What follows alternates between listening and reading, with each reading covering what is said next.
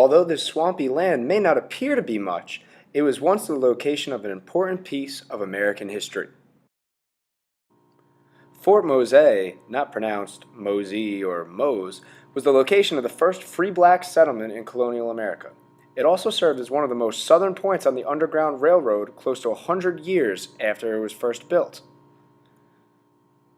Francisco Menendez started his life really far away from Fort Mose, and with a totally different name as well. He actually went through 3 names in his lifetime.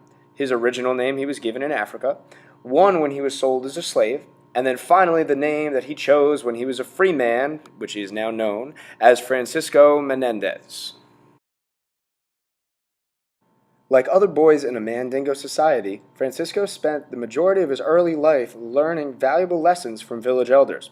Unlike you all who learn math and English and science, Francisco was taught survival skills and other morals and lessons needed to continue the Mandingo tradition. Unfortunately for our friend Francisco, shortly after ending his rite of passage, or schooling as we would call it now, he was captured by slavers and put on a ship towards America. The journey was far, far, far from a Royal Caribbean trip that you may experience today. One captive described it like so: "The filth, the stench, the loss of life, the disease, the packing of men in spaces so tight they could neither turn, nor stand, nor squat, nor sit, is beyond human comprehension. Yet such were the conditions that people were forced to bear during the hellish journey from Africa to the New World, the journey known as the Middle Passage, or Mafa." Instead of letting slavery break him, Francisco persevered and made the most of his situation.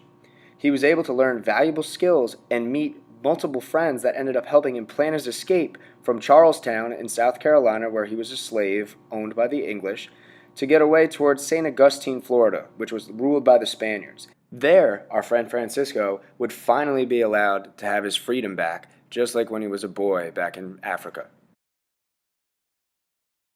After earning his freedom, Francisco embarked on a handful of different adventures, including commanding a black militia in the Yamasee War, helping the development and sustaining of Fort Mose, and even a short period of time when he was enslaved again.